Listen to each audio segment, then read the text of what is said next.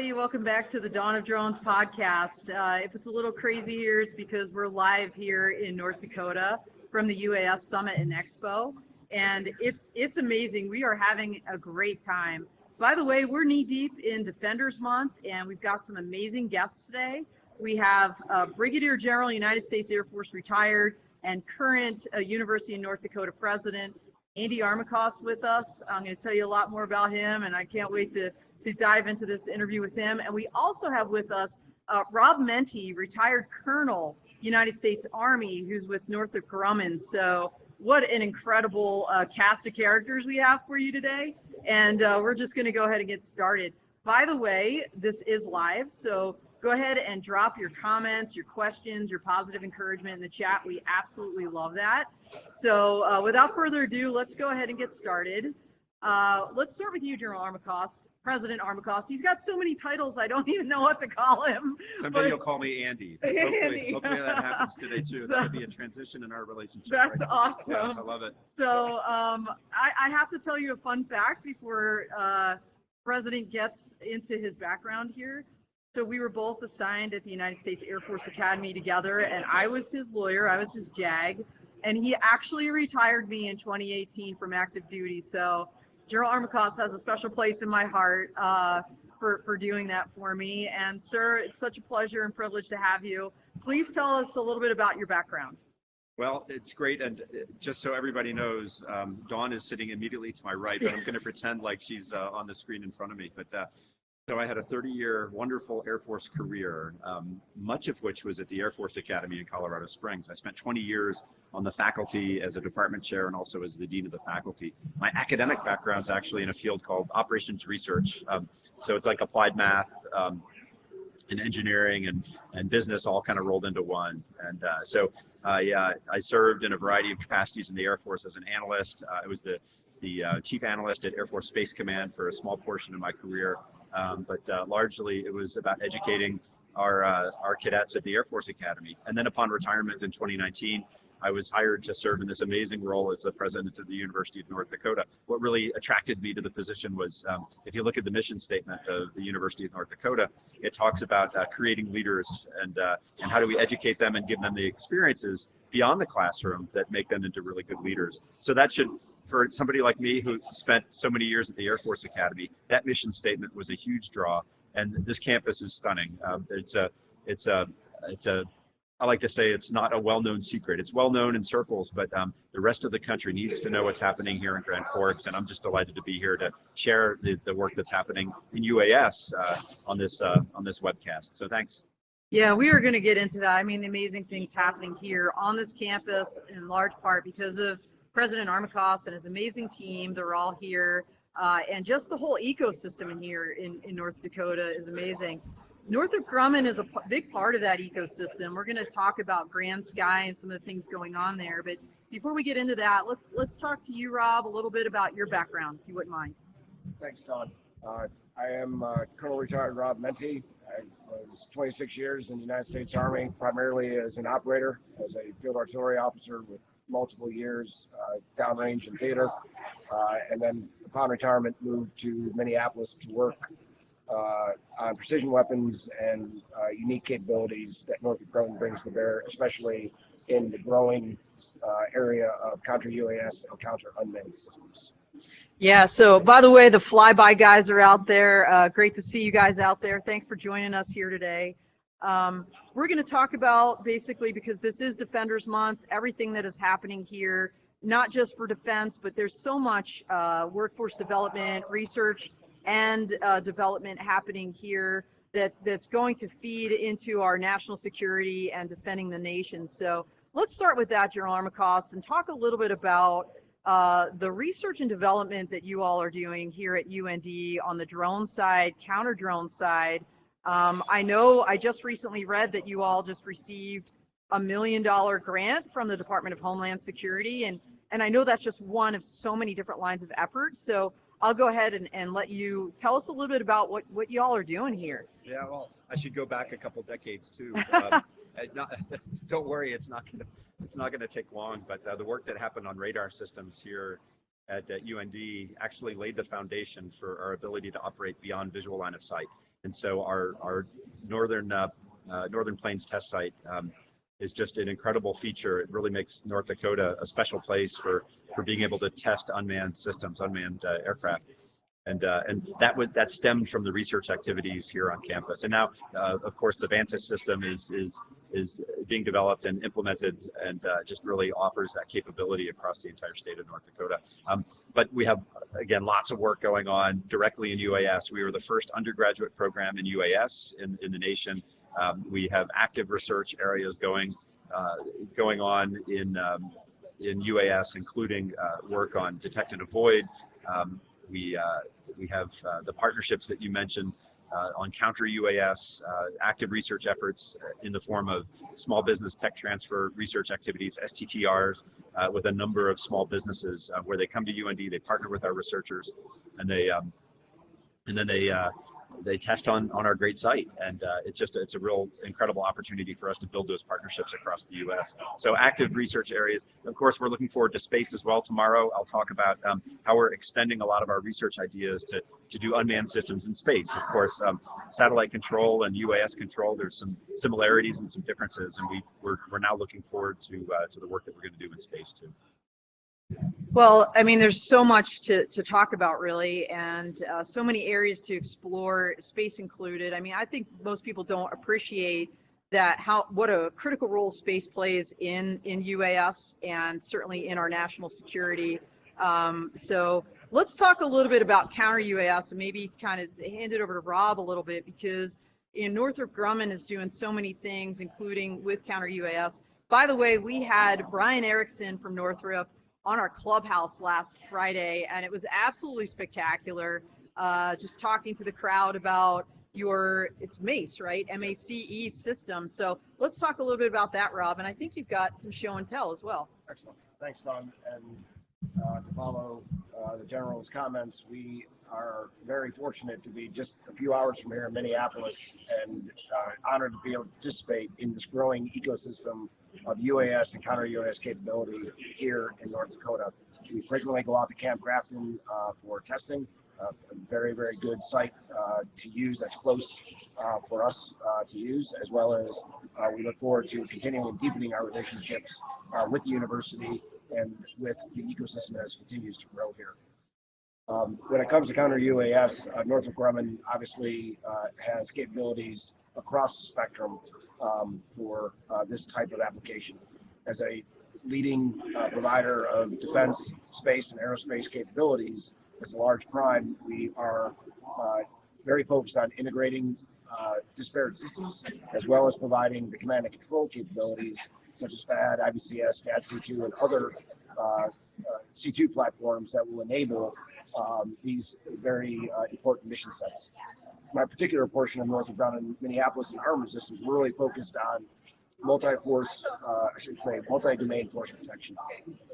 Really focused on the tactical point defense type mission, utilizing our Bushmaster cannons and advanced ammunition to be able to protect forces or law enforcement agencies, both here in the homeland, in DoD, as well as our global partners around the world.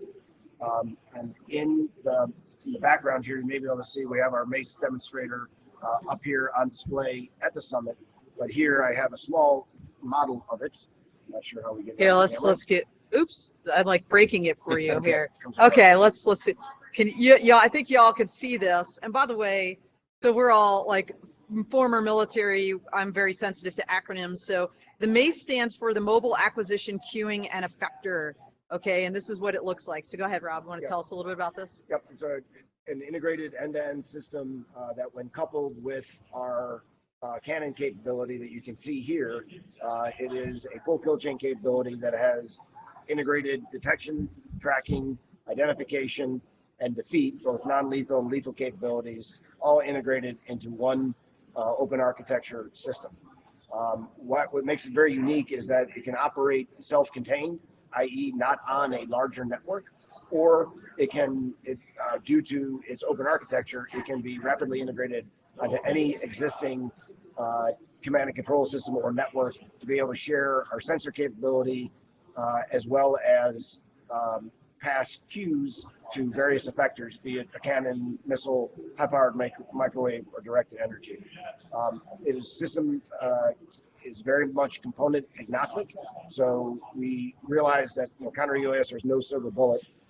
It's going to take a layered defense with many different applications and capabilities that have to be tailored for each specific customer and mission set.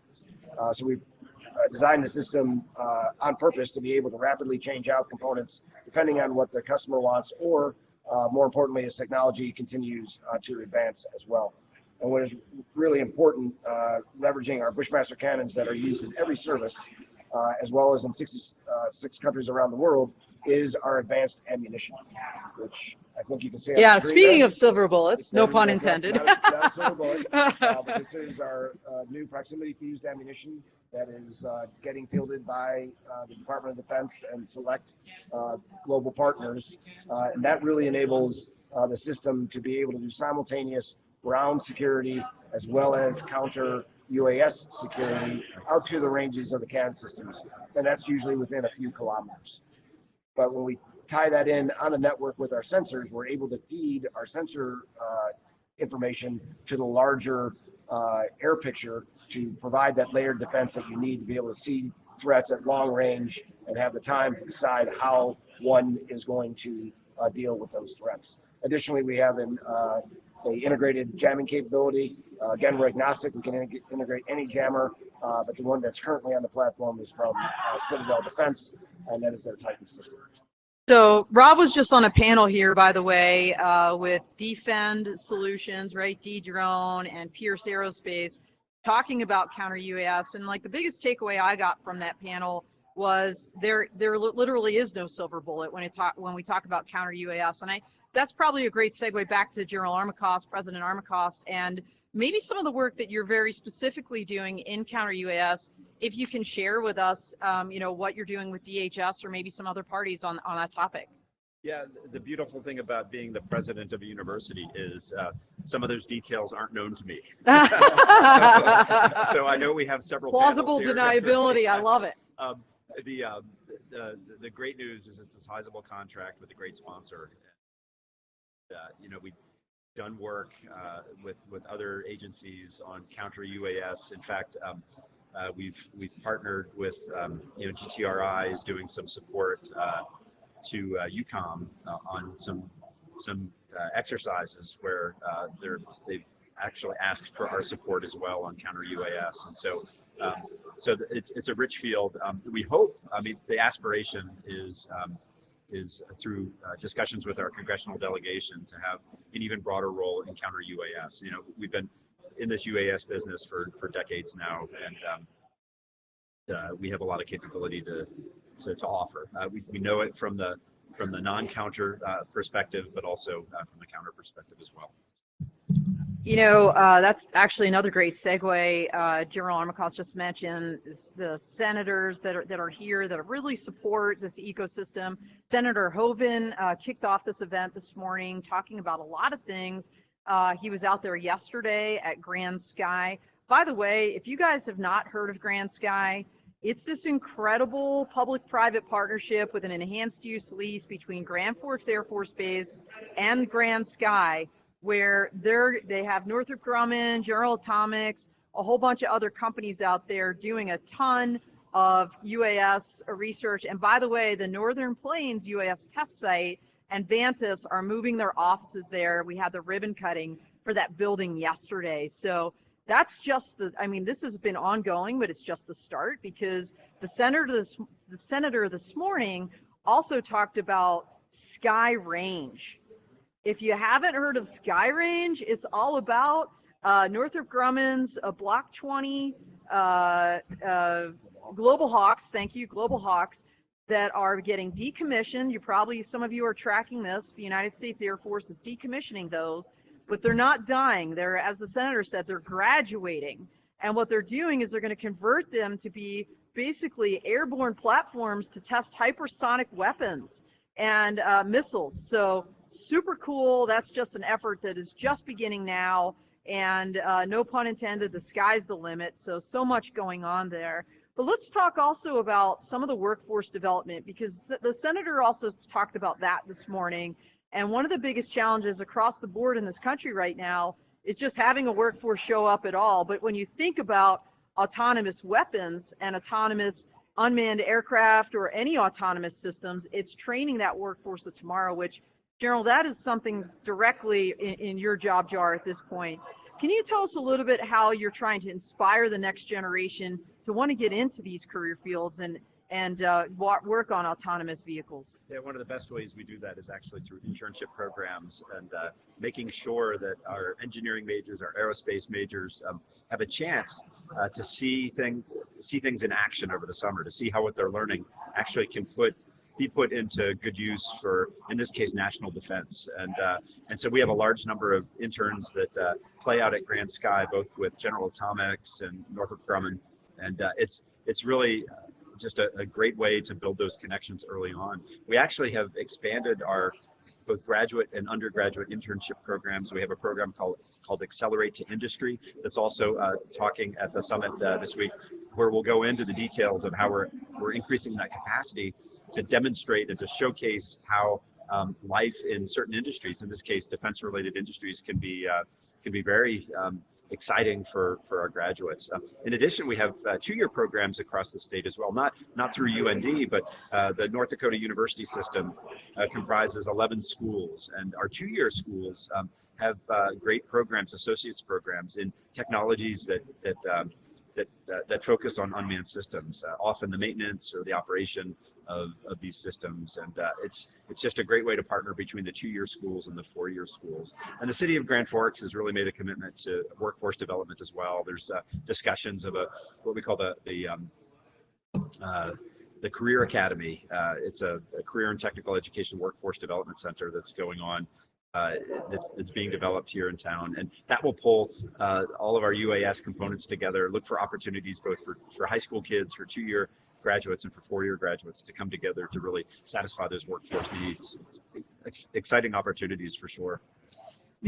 For those that are in the educational field, CTE, or career technical education, is really the coin of the realm right now. And a lot of colleges like UND are and even at the high school level are getting into that. And frankly, it can open up a lot of grant funding opportunities because a lot of states are very interested, like North Dakota, are very interested in developing that workforce of tomorrow. So speaking of which, Rob, let's kind of circle back a little bit on the counter drone and Northrop, and this idea that your company is not, people think of Northrop Grumman, they think, oh, this is a defense giant, but there's a lot of crossover, right, between the defense side and the commercial side. And frankly, I don't think a lot of people really appreciate the nexus there. So can you tell us a little bit about maybe even with the MACE system, how counter UAS and the things you're working on can cross over to the commercial sector, civilian side? Absolutely. And thank you for that, Dawn. What we purposely did when we designed MACE as a capability demonstrator, as I said, we can rapidly change out components, but components that are currently on here from our partners from SRC and PVP, as well as Citadel and Tower Solutions, are fully commercial and exportable products. And why that's important is the technology in this area on the commercial side is moving so fast and it is so capable. It is no longer as it was in the old days where we had to rely on DoD heavy R&D investment to drive capability in the commercial sector. They are getting very much blurred. That also applies in the security and defense type mission sets. We really say that anywhere with a fence has got to have counter UAS capability, because those threats are just like the threats that you have always protected yourself against on the ground. They are now in the aerial layer. And we see this not only from commercial facilities protection or critical infrastructure, but also with our DHS and Border Patrol partners for securing the homeland, and then obviously outside of the United States with our Department of Defense partners and our global customers. So really, it is becoming a very blurry line of defense that with non-state and state actors participating, it really takes everyone to work together in a layered approach, because there is really no silver bullet to this type of security requirement. Well, Hey, you know, go Can I ahead, have a sir. do-over? Yeah, please. Yeah, Always sorry. you can have. Yeah. So it's The really general not, can have whatever he wants, just for the record. not really a do-over. Here, let's get the mic Go ahead. in my direction. Yeah, we're like playing with this mic Not here. really a in case you- do-over. My last answer was focused on commented on defense applications, but really the work at UND is so broad for commercial applications and defense applications. In fact, if we think about the areas of expertise that we have across the campus, energy research and medical research and the great engineering work that goes on, think about the applications of UAS. For example, rural health. How could you use UAS for rural health care? In other words, delivery of medicines or collection of specimens, and to really connect them more readily through UAS to their providers. So there's just a huge opportunity in energy, of course. I think it's well known companies that are doing inspections of energy facilities. I mean, it's just a huge area, and UND is at the center of a lot of those pieces of work. So great partnership with small companies, with big companies to pull off this magic. Yeah, absolutely. And, you know, what I'll say to that also is, you know, look, there is clearly a nexus between the commercial side, the civil side, you know, and the military side. We're seeing that not just for national security, homeland security, but when you think of critical infrastructure, I think the latest statistic I saw was 90% of all critical infrastructure is owned by the private sector. And, you know, look, we had Charles Werner from Drone Responders, Chris Todd from the Airborne Incident Response Team on here to kick off this month. And they're both showing up at the Energy Drone and Robotics Coalition event in 2 weeks. Why? Because it's the cops, it's the first line of defense, the public safety folks. When there is an incident, and usually it will involve critical infrastructure in this country, whether it's natural disaster, man-made disaster, terrorist attack, you know, those folks need to know what they're, you know, how to respond. And many of them do now have drone programs. I believe Charles said there's about 4,000 public safety agencies in the United States alone that have drone programs. So, sir, what you're doing at UND, whether it's on the commercial side or on the defense side, there's always going to be some kind of connection. And it's just so critically important that people do understand that. Let's talk a little bit, though, about this drone threat, though, because, Rob, I was in a different clubhouse on Saturday. My buddy Adrian Doko does the drone club, and you know, there's a lot of folks dialed into that, and people naysaying like, oh, the sky is falling, there's not really a drone threat, people are just fear mongering. And I mean, look, the three of us, we've been in national security for most of our careers until now, but even so, clearly we're still dabbling in it, and Rob, you're knee deep in it with Northrop. For people to think there's really not a problem here, it's like a little bit head scratching to me, because clearly there is one. So can you, and I'm not just talking on the battlefield, right, in the United States, and not just dropping over, you know, contraband in a prison. That's one area. What else are you seeing? I think you guys had 4 things up on the screen as main areas. Yes, so that's a really good point, Dawn. And the threat from unmanned systems, and you know, we're talking drones here in the air domain, but really it is unmanned systems in multiple domains. The technology is evolving so quickly in all the domains: ground, surface of the water, aerial, or under the water, that it is really amazing. Those of us that are a little bit older, that were around for the IED fight that we had about 15 years ago in Iraq and Afghanistan, we saw a rapid evaluation and evolution of technology in that regard. But that was really only driven by threat actors and threat states, not so much by the commercial world. What we're seeing is the technology that's in these unmanned systems is driven by a connected internet at a global pace that is changing at a rate that is really unprecedented in history, and moving much, much faster than traditional government acquisition programs can react to counter those threats. And if one just looks at the headlines in many parts of the world, especially in the high threat areas in the Middle East and other areas in Eastern Europe, those attacks by unmanned systems are happening on a nearly daily basis. In 2019, there was a very large attack on the Aramco oil facilities in Saudi Arabia that directly affected world oil prices around the world and affected oil output for many days after that attack. And just a foot stomp. That wasn't a military target. Like this was a civilian, right? Yes, Civilian target. Yep. So, you know, to think that, oh, this isn't possible, or we're just fear mongering. I mean, these things are happening. They're real. Yes. Yeah. And it absolutely will happen here in the homeland as well. You know, just we've been extremely fortunate that it has not happened yet, because these are very cheap. They are very ubiquitous. They're very easy to operate and very easy to weaponize.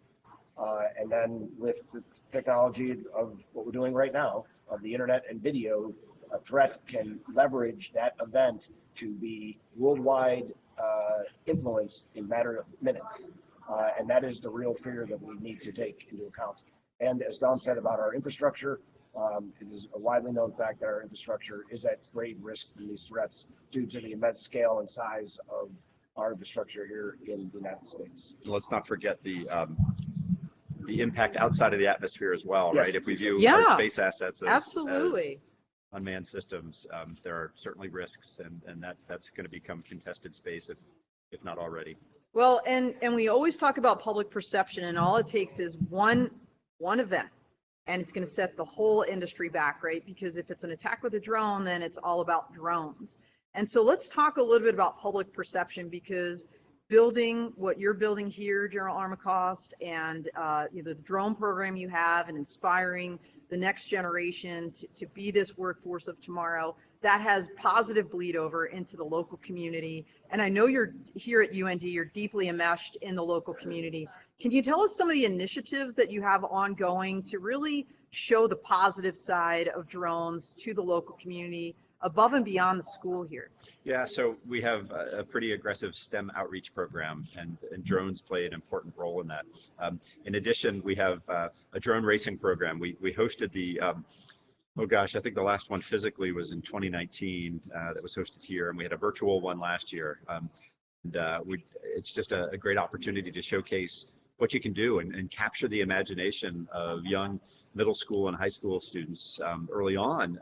And then they'll immediately see what we're talking about, right? That when they get the experience with hands-on work and understanding just how, I hate to say it, how easy it is to control these things and to fly them, you can pretty quickly understand you can fly them into places that they shouldn't be flying, right? They can, as we talk about the negative impact of these systems, you know, their ability to damage easily civil infrastructure or military infrastructure, it becomes pretty clear when a young student can connect the dots and then get inspired to do something about it, right? To follow a course of study that will actually put them in the driver's seat to make a difference in the world.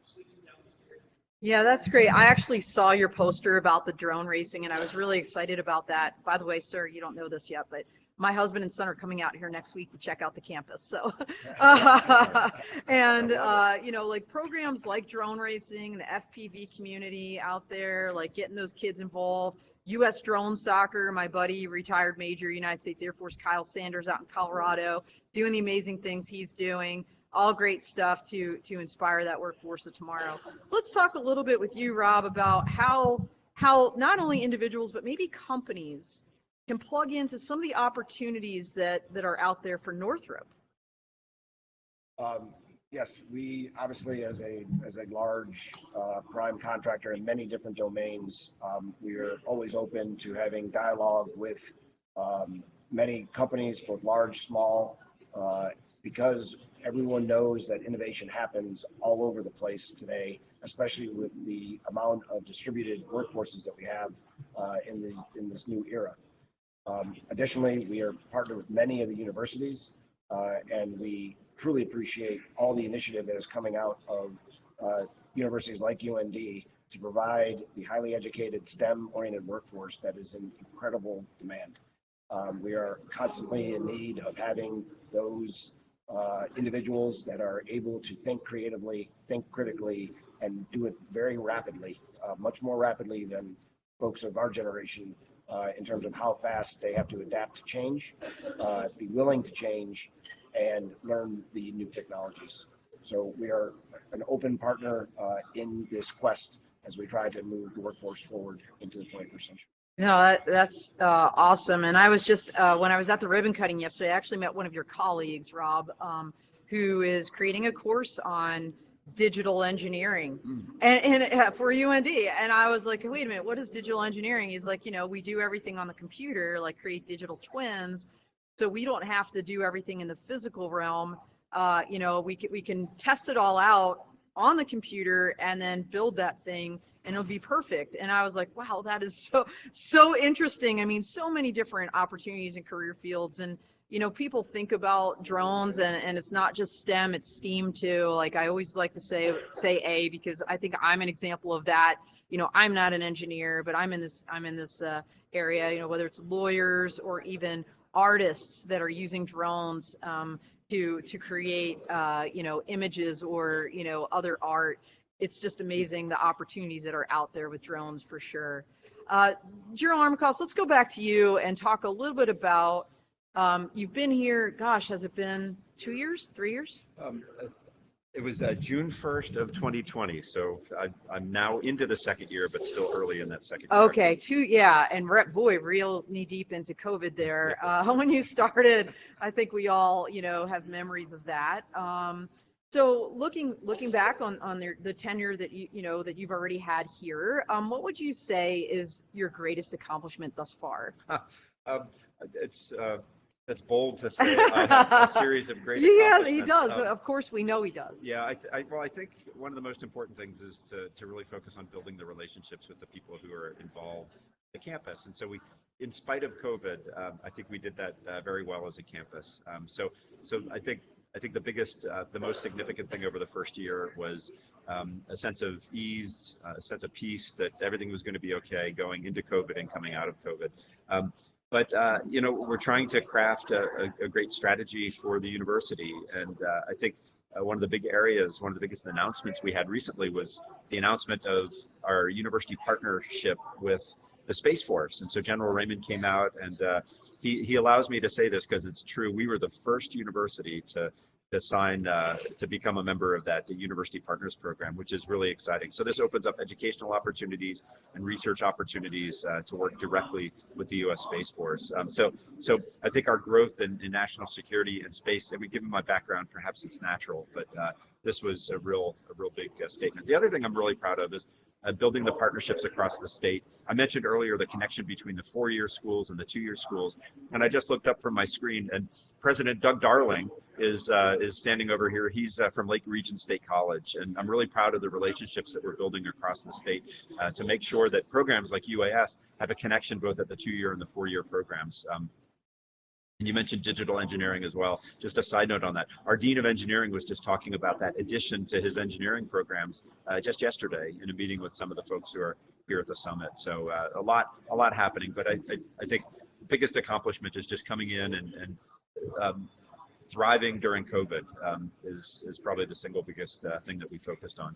And I love how you are setting people up for success too. So the General didn't mention their launch program, but it's a really unique initiative where students that maybe don't have the highest GPA can come here. They'll be normal freshmen, living in the dorms, on campus, doing all kinds of things, but they have a partnership with one of the 2-year anniversary universities where those kids will take very targeted, kind of smaller size classes to help them kind of adapt to the college scene and hopefully do well, and then just kind of matriculate to be sophomores with everybody else. And it reminds me, General Armacost, a lot of like the prep school and what we did at the Air Force Academy, and I've never seen that on the civilian side at a university, and I think that's a really spectacular way to get a bunch of really talented kids that maybe are late bloomers, give them an opportunity to really shine here at UND. So I think that's incredible that you have that as well. Yeah, we also have 2+2 programs. So again, folks who are attending school somewhere else can do 2 years there and then 2 years here. We have partnerships with private liberal arts colleges so they can get a physics degree at a private liberal arts school and at the same time take advantage of our online programs to get an undergraduate degree in engineering at the same time. So there's a lot of creativity. And then finally, let me just comment that relationships with our tribal colleges are important as well. UND can provide a great avenue for success for these students as they come either directly from tribal lands directly to UND, or they graduate from 2-year programs from their local tribal college and then come to Grand Forks. So a lot of exciting opportunities there too. Well, that's amazing. I didn't know about that, sir. And you know, when you think about the tribes and drones, I think Choctaw Nation of Oklahoma and the incredible things they're doing out there. And I know the Cherokee Nation just wound up being a player on the drone advisory committee for the Beyond Visual Line, or the ARC. I'm sorry, the advisory rulemaking committee for the Beyond Visual Line of Sight ARC. So really awesome to, again, kind of enhance diversity in the industry like that. That's incredible initiative. Rob, we're getting close to our end time here, but let's talk a little bit with you about what do you see next on the horizon? You know, you've got your MACE system, you're constantly adapting to the various threats out there with the technology. What do you see kind of on the horizon next for your portfolio, or maybe more broadly for Northrop Grumman and counter UAS or UAS? Well, I'll keep it down at our level here at Armament Systems, we're really focused on, and we're already investing and moving forward with some partners to really take this capability fully on the move and beyond on the halt or mobile, fully operating while the platform is moving. Obviously, this has been done for years and years on airframes or on ships, but in a ground platform environment, extremely difficult due to size and power limitations, as well as operating in a very highly cluttered environment. So we're moving very aggressively in that realm to bring the capability to be fully on the move capable. And then additionally, in terms of where we're really investing hard is, like everyone else is today, artificial intelligence, machine learning, and autonomy, so that we can reduce the cognitive load for the operator, be that a border patrol agent, a security guard at a critical infrastructure site, a soldier, or one of our global partners. It is all about making the capability operate as seamlessly and in the background as possible, so that human interface can focus on the job that it needs to do. Yeah, I'll just throw Sailor, Airmen, Marines, and Coasties out there too. So speaking of autonomous, do you envision this guy being autonomous and not needing a driver in the seat at some point? Yes, that is fully capable now. We don't have a requirement to do so yet from a customer, but these days technology is moving so quickly, it is no longer really a function of is it technically possible. It is really a prioritization and resourcing issue and a customer demand to create that capability. We are fully able to operate with man in the loop or on the loop, depending on how the customer would like the system to operate. I think it's going to take a little bit more time yet for folks to be comfortable with full machine-to-machine interface, but we have to keep that in mind because our peer adversaries around the world may not have the same way of looking at machine-to-machine interface for weapon systems the way that we do.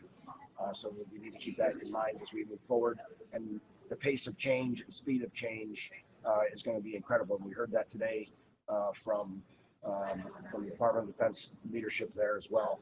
That is the thing that we really have to keep in mind in this space, is the rate of change is absolutely hyper velocity. Yeah, as I was listening to some of the speakers this morning, I was thinking Ricky Bobby, right? If you ain't first, you're last. Faster, faster, faster. That seems to be the theme of the day when it comes to technology and everything going on. And maybe that's a great way to then kind of pivot back to General Armacost and ask you, sir, what do you see kind of on the horizon? Like, what's next? You talked about so many of your incredible programs to help build the future of this autonomous workforce. What's on the next? What's on the move for maybe 2022 and beyond? Yeah, there's a lot of combinations of activities. The data science component with the autonomy work that's going on with UAS. As I mentioned before, the connection of UAS with space. We're exploring what it would take to actually purchase an appropriate fleet of UAS that would allow us to test out space-based concepts here on the Earth or close to the Earth. Wow. And so there's a real opportunity, I think, for us to position ourselves in an important spot.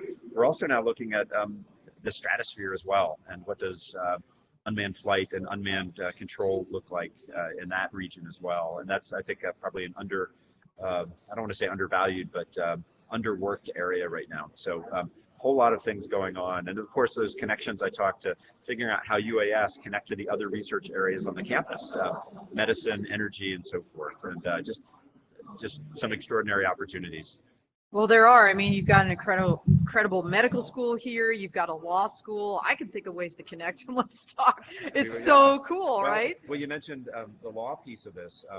We've been talking about kind of an institute or a center for law and technology, and we also have an oversight group that talks about the ethical use of unmanned systems as well. So that pulls in lawyers and philosophers and folks who look at ethical components, and so that we can't just characterize this as a technical and an operational issue, but there's a societal and an ethical and a legal piece of this as well. Absolutely. And super fun fact, I just actually finished writing a book, a textbook actually, sir, on law and technology, unmanned aircraft systems, law and policy, a primer for the drone industry. So it's coming out soon, awesome. Unmanned Safety Institute, and can't wait for that to happen. I think it'll be ready for this spring 22 semester. So, all right, just a few minutes left here. Rob, I'm going to give it to you first. Maybe that 30-second elevator speech. Anything you wanted to kind of say before we dial off and wrap it up. I'd just like to say that for Northrop Grumman Armament Systems, we are really defining possible every day, leveraging a lot of our young, very intelligent engineers to rapidly solve problems. Behind me is our MACE demonstrator 2 years ago. That vehicle did not exist, and it has now been out on demonstrations for multiple customers here in the United States as well as overseas this year. So if you are interested in working with Armament Systems in Minneapolis, please reach out to us. We are always interested in retaining new talent as well as working with partners to help solve the critical needs of our customers, both here in the United States and around the world. That's the best way, Rob, for people to reach you or to tap into Northrop, like you just said.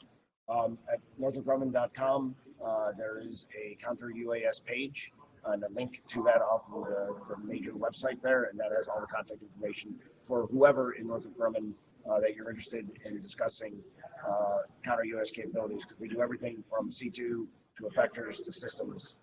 So there's a wide array of capability available from Northrop Grumman. Awesome. And C2, command and control, for those who don't know, and effectors could be like the mitigation efforts, whether it's lasering something out of the sky or some other kinetic thing like this cool round here. So, all right, General Armacost, over to you, sir, for your last 30-second summary here. Yeah, all I can say is come fly with the Hawks. There you go. We are the Fighting Hawks. We have an amazing ecosystem here. Don't be frightened by cold winters. The actual climate here is stunning. We've had amazing summers and great springs and falls, and we hope to see you here. And to you, Dawn, my friend, I'll give you a presentation. That's so awesome. Thank you. UND President's Coin, which has the nice logo, and then the eternal flame on the backside. This is an important symbol of learning on our campus. Oh, so that is so cool. Thank you, sir. Really appreciate it.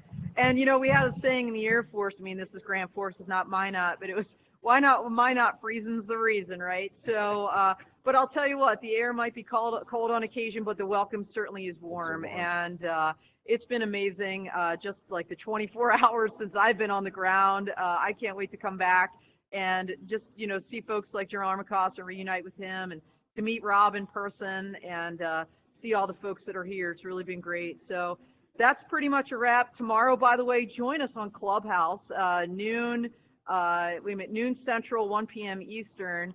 We are going to have some folks from this. We're going to be live here again. It's going to be Terry Zimmerman from BotLink. We've got Will Cromartie from Spire Global, and none other than former USAF professor and now UND professor and dean, Dr. Bob Kraus. So it's going to be a great conversation. Please join us on Clubhouse. And next week, this is an amazing, also my last fun fact of this podcast. Next week, we have with us Brigadier General, active duty, United States Air Force, Houston Cantwell. He worked with us both at the United States Air Force Academy. He was our vice superintendent. when General Armacost was dean and I was the head JAG, and he is now running the NATO drone program. So you want to learn all about NATO, join us next week. It's going to be spectacular. Thanks so much. We are right at the 45-minute point, so we are out here. See you soon.